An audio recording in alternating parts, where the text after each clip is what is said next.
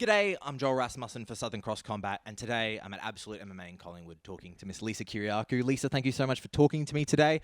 Just after a training session, you were very nice to give me some of your time. How was training today? Yeah, no, training was really good. Had some good rounds and, yeah, learned a lot. So, yeah, it was good fun. That's good. It's good that you're learning, especially when you're so far along in the MMA career thus far. Is that something that you find yourself, like you're still learning stuff? It's not just sharpening tools, we're still learning things? Oh, I'm learning something new every single day. So, yeah, that's why we train multiple times a day to always learn and improve on something. So along with training, I came in here early. I was talking to Mr. Sam Miles. After that interview, I was chatting to you doing a PT. I'm not sure. We've done a couple interviews now. I don't know if you've always been PTing. Is that something you've picked up recently, or have you been doing PTs the whole time I've spoken to you? So when I started training full time, basically to make an income, because fighting obviously isn't always great to start with, I did start coaching and doing one-on-one PTs between my training sessions. So I'm literally at the gym all day, coaching and training, coaching, training. How is that as a fighter when you're, we talk about there, you're still developing, you're still learning so much, and then even when you're not training, you're around it. You're in the gym. You're looking at other people's training, and you're kind of critiquing that. How is that for your mindset as a fighter and your development? Oh, I absolutely love it. Like, I love fighting. It's my life. So I love the fact that I get to teach what I do. So, yeah, it's obviously a very big passion of mine. So the fact I get to teach people a new skill as well as do it myself, I just love that. It can be a lot sometimes, some days, but most of the time I absolutely love it. In that, is it a lot of like literal work? Is it a lot of tiring, or just kind of being in that space the whole time can be a bit draining? It is quite physical because I'm like always holding pads or doing, like, as I said, one-on-one PTs where it's like wrestling stuff, like whatever it is, takedowns and all that stuff. So obviously it can be very physical, but I try to balance it in. Now, the last time we spoke to each other was just before your victory victory over Wonder Girl. And something I wanted to ask then, but considering you were involved with the company, I didn't know if it was the best thing to ask. So before your fight, they announced her next fight before you guys had fought. Did you find that disrespectful at all? I thought it was a bit strange, but what actually happened was we got the fight booked while we were talking about it. We all agreed on it. And then my opponent had actually changed and they took Nat away. And then they gave me the Japanese girl. I can't remember her name. And then a week after, it changed again. So what happened was, I believe, is her fight got rescheduled the dates. So anyway, I didn't think too much of it, but I also thought it wasn't the smartest move. But yeah, hey, I don't know if it was now looking back either. Not your problem. Not my problem. Yeah, you're not the one who had two fights announced. I'm happy I got the fight. I got the win. That's all that matters.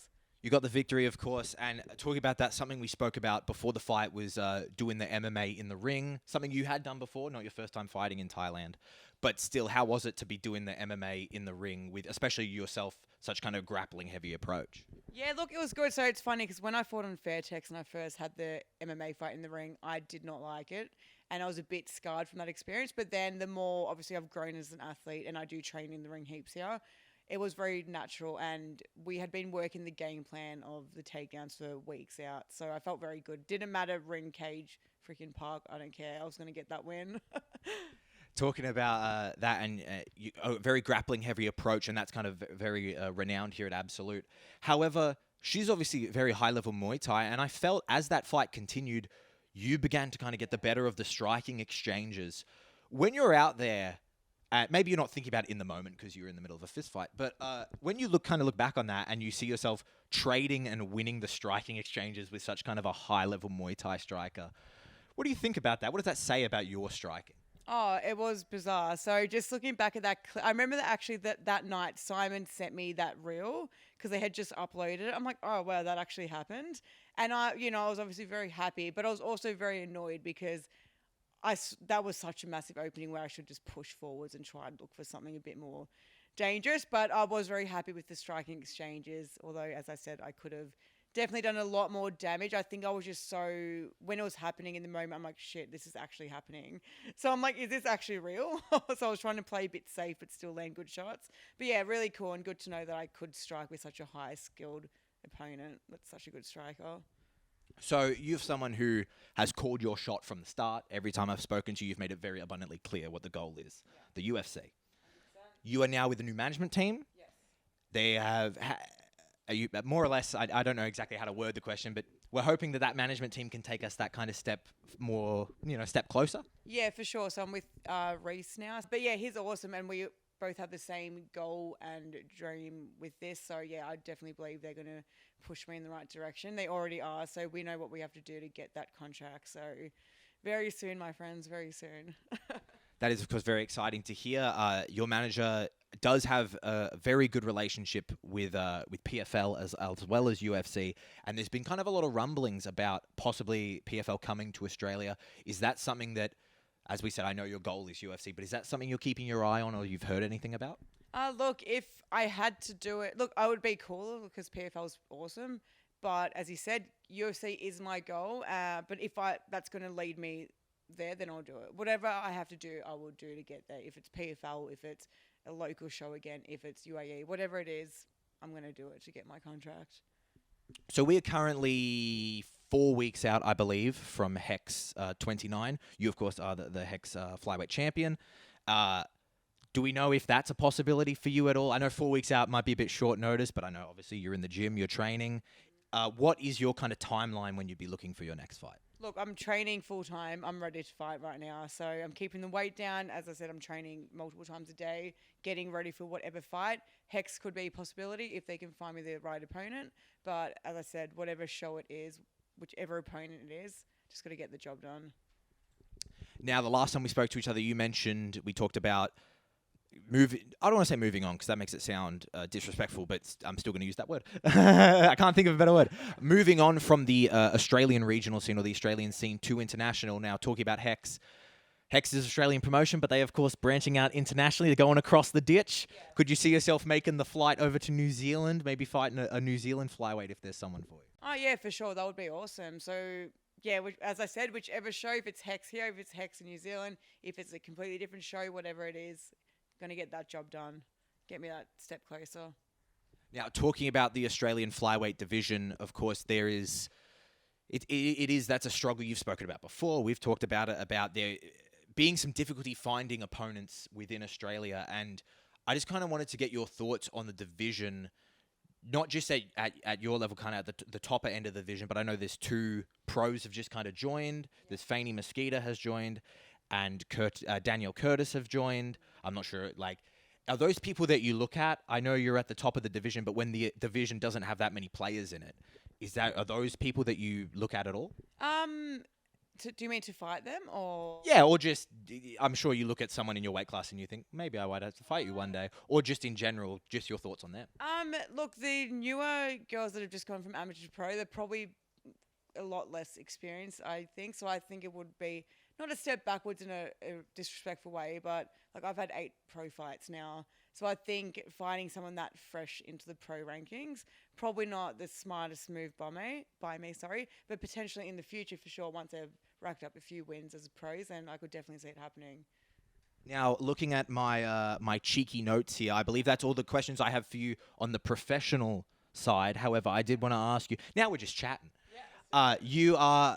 You are engaged to be wed? I am. First off, congratulations. No ring on because unfortunately the trade means you kind of have to take off all the jewelry. But before your one win, you said to me the victory meal in Melbourne. I take it the meal went well. It was good. How was it? How is it to be engaged? Congratulations on it. How is it? Yes. Thank you. No, really happy. So yeah, I'm just over the moon. So he did it around my 30th birthday mark. So it was really special time, and we went away and just really celebrated. Had a couple bottles of wine, ate some nice food. Families are going crazy with happiness, especially my mum. But yeah, no, I'm just over the moon, and the wedding date has been booked for next year. Well, I wanted to ask about that. As the business of fighting is very much like, hey, we need you to fight on less than 4 weeks' notice, do it. Does that come into consideration when you're booking a wedding? So funny. I actually called Reese, my manager, and I said, hey, Reese, would it be risky to have a wedding this year? And he gave me the honest truth, and I said, that's fine. Let's do it in 16 months when it's a quieter time. So yes, fighting has come first, but I can't risk losing a shot at the UFC. So we just said, we'll do it next year. Of course, and we've never spoken about your partner before, but Yeah. I'm sure, as any partner of a fighter, is that you have to be supportive. Oh, It's he's be supportive or leave. Oh, he's the best. He's honestly the best. He's so chilled and supportive. So we're just going to enjoy the process and not rush anything. So it's nice. I'm sure, as game as you are, you could probably get that call while you're walking down the aisle. I'd be running back. No, I'm joking. I'm not cancelling the wedding, guys. We're just postponing Yeah, it. I was postponing it. Oh, that'd be funny. And finally, I want to tie it into the business a little bit, because purely asking this question, because as a fighter, you build your brand around your name. And then, at a wedding, you may change your name.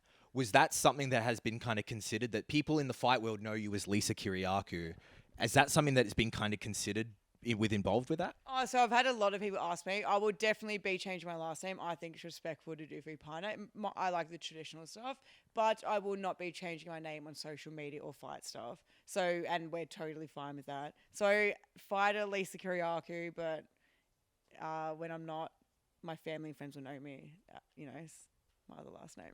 Of course, that's kind of some fighters create like a character for themselves. Kind of they go into that. Like I think Rob Whittaker has spoken about it. Like he becomes the Reaper. That's where that nickname comes from. Yeah. You can become Lisa Kyriacou, the fighter, and then when you're at home, you can be Lisa by your other name. No, the Kyriacou and the Savage stay together. That's not going nowhere. Of course. Lisa, thank you so much for your time. I greatly appreciate you talking to me today. Thank you for having me. Always great to have a chat. Absolutely. It was a pleasure to meet you in person as well for the first time. I feel like I've known you for 20 years. Oh, thank you. I'm doing a good job. You are. Thank you so much. Thank you. Bye.